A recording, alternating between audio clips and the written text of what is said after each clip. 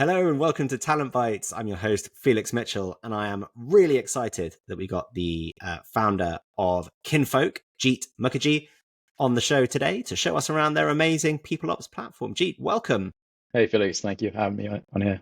So let's just jump straight into it. Tell us about Kinfolk and why you set up. What's the dent you're looking to make in the amazing world of HR and people software? Yeah, cheers, Felix. So I started working at Beamery prior to this, which is a talent intelligence platform, which you might know on the AI team. And while we were working there, I met Kim, my co-founder, who's the CTO. He was the engineering manager there.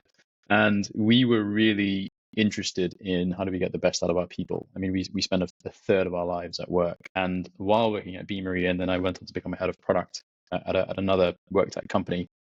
And what we were starting to see is that we have this entire department that's set up to optimize the biggest investment in the business, which is typically salary, and that's the HR team and the talent team. But 40% of that team's salary and time goes, and that's 2 days a week, right? That goes on like transactional work, repetitive, reactive work. And that's kind of two areas. One is coordinating people around moments like onboarding and offboarding, which is an impact on productivity, promotions, those kind of things. And then the second thing is fielding routine questions and requests. So where there's already documentations, but they're having to still answer those questions and take data from one place to another. And despite an HRIS, they're still managing stuff on spreadsheets, using emails as to-do lists and hiring more junior people. So what we saw is that it's not only a waste of money, but the opportunity cost of not focusing on high impact work, like partnering with managers for building programs is really high. And the other thing is that people teams' work isn't visible. So CHROs struggle to know where to invest, and they struggle to change the view of HR being as a reactive cost center. And those inefficiencies obviously spill over to employees. So you get slower time to productivity and lower engagement. And it's got more and more complex over the last few years with the remote and hybrid work. So we wanted to fix that problem of how do we enable the enablers and build out efficiencies from the HR team and people operations. Very cool. And a lot of that will resonate with a lot of our listeners, readers, subscribers. So let's get into it. Love to see the platform, Jeet. Yeah, absolutely. I'm happy to show you what that looks like. Before showing you what that looks like, a bit of a primer. So what Kinfolk does as a whole is that we integrate with ATSs, HRSs, your calendars, your Slack teams, knowledge bases. And the intention is for Kinfolk is essentially to be an invisible thing that runs in the background. And it segments employees into cohorts and then orchestrates these personalized journeys across the life cycle. There's an AI agent that does the tier 0 support. And then if something isn't answered, then it goes towards a collaborative case management system. And then you obviously get the real-time reporting behind that to understand exactly what the hot topics are, what processes are running and what requires it. So I'll dive in. So within Kinfolk, what we have are things called runbooks. And a runbook can be applied to any moment that matters. For example, onboarding, offboarding. So I'm going to show you guys what it looks like for the onboarding piece. And a runbook consists of a couple of things. The first thing is having a calendar view, which allows you to essentially sequence your process and what does that look like across the entire timing of it. So this is, for example, the pre-boarding, and this includes things like messages, tasks, and forms that are tailored to very, very specific people. So for example, I was talking about the employee cohorts. So it might be like, hey, actually, I want to show this particular message or this action to anybody in engineering that is a contractor and they are working remotely and they are out of the Canadian branch, let's say, which means that you're getting really specific and really tailored journeys all the way for their managers, for employees, for anybody like, for example, their buddies, their ITs, and it's fully structured, which means that nothing is missed. And it's really easy to manage. You can just drag and drop and move things around. I can definitely see that this would get pretty complex for a large organization. Generally speaking, who's sort of setting this workflow out? Who in your clients is responsible for, I guess, mapping it and building that through? Yeah, we typically see that this is more useful for, as you said, larger organizations because they have a lot more complexity. They're hiring a lot more and they're spending a lot more on talent acquisition as well. So the question is, how do we make the most of the investment that they've made to ramp people up quickly? And typically it means that there's someone from people operations who's setting this thing up. They've already done a lot of the thinking up front in terms of how these processes will work, but it's in spreadsheets and Google Docs and emails. So we work with them to map this out as a best practice process. And then we then collaborate with them throughout that process. So it's almost like what's the baseline, and then we can iterate on and improve as we get real-time data to see what's working, what's resonating, what things are falling down, And then you can literally then go in there and say, okay, well, this didn't work. I'm going to move it from here to here, or I'm going to change this particular message to improve in real time. That's really cool. Have you got a bunch of different templates and things that people can use as a base to build from? Yeah, exactly. There's pre-boarding, there's onboarding, there's promotions, there's manager support, there's a parental leave. We've also been used for layoffs before, unfortunately. So all those things can be used as a baseline. And obviously there's AI coming up as well next week, actually, to help you craft these messages and craft these forms. And alongside this, we also automatically book all the meetings that take place across different time zones, depending on working hours as well, because invariably to make people successful, it's not just about giving them that guidance, which looks something like this, so no one has to log into Kinfolk and all this is tracked, but it's also making sure that we embed into their calendars and connect with them with the right people. And alongside that, we also then centralize all the information in what we call these microsites. And you can also embed things in here, for example, forms. So not only, hey, have you read this particular policy that exists in SharePoint? How do we bring it across there?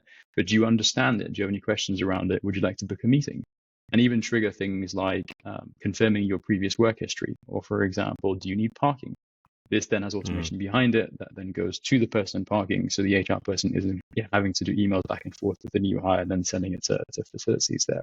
And then while that's happening, there's obviously going to be a bunch of questions probably from the new hire, from the manager of, well, how do I do X, Y, and Z? What's our benefits policy? So while they're getting this guidance in calendars and microsites and Slack as well, they can then go into and this is the new thing that we are going to be starting to work on and build out. And this is Kim, our CTO, playing around yesterday with our AI agent, but you can then start to converse with it and get the questions that you need around policies, booking time off, booking a meeting with your manager, those kind of tier 0 things that need to get done so that it reduces that friction of the admin. When does that come out? That's cool. So we're already piloting with a select group of folks under NDA, so I can't tell you who they are. One of them is called Jeet and Kim. Yeah. The other one's called Felix, and heavily discounted at the moment, as you can probably imagine. And by the end of Q4, we are going to have this live and running. Fantastic. Well, that's really interesting, Jeet. Anything else to show us, or can we move on to the future of the platform? Yeah, let's move on to the future. So what have you got in mind? I mean, this is obviously really cool, and I can see how it's going to save HR departments massive amount of time. You can sort of push that forward in your mind pretty easily to all of those different moments that matter to sort of show the impact it would have on the employee experience. But what's next for you guys? Yeah, the next piece really is once we bring the AI agent out of the pilots that are happening right now for general availability, it's really deepening that piece of work and providing visibility and driving that visibility into a case management system. Because invariably, you are going to have questions that do require human support and that should not be handled by AI. And invariably, those type of requests are pretty complex. And there's no real way for people to manage those requests or collaborate on them or report on them, which means that a big problem that exists right now is that CHROs don't know where their team's time is going. If you ask an HR person, what did you do today? It's very difficult to answer because they're being so reactive. So having something that acts as a people operations hub that helps you to deal with the nuanced requests, to report on it, to identify the hot topics. And then once you have those hot topics, to then be able to feed those insights back into those runbooks to say we need to improve X policy or X process or launch this new internal communications plan. That's going to be the closed feedback loop. And then that way there's a tighter connection between the runbooks that we've got as well as the AI agentic support that is coming out in the next couple of weeks. Yeah, that's really interesting. And what kind of impact? You said right at the beginning that one of the things that CHROs struggle with is the perception of the function as being reactive, administrative. Yeah. How's Kinfolk going to change that? So in a couple of ways. One is by allowing employees by giving them more of a self-service approach, then frees up the people team to focus inevitably on higher impact work. For example, partnering with managers. So the time shift will happen naturally, which is already happening. We're already seeing companies that are saving up to 1.5 days a week by automating 50 plus tasks, and that's purely for new hire onboarding as well. And then the other piece is by having the reporting around what are the questions they're getting, how are the programs running, perhaps someone is not ramping up as quickly as they need to because their managers aren't doing the activities that require them to ramp up quickly. They're finally going to have that granular piece of data, which means they can be much more strategic about where they invest budget and where they invest time, rather than having to say we need to hire a bunch more junior HR people to solve the problem. They can actually say, well, actually, the reason this process is breaking down, or the reason we've got employees who are not ramping up as quickly as we'd like, is because perhaps this manager needs support, and that's where we need to invest, as opposed to being reactive and adding more budget and requesting more budget on the wrong things. That is really interesting. Jeet, that's all we've got time for. Thank you so much for joining us. Pleasure. Thanks for having me, Felix.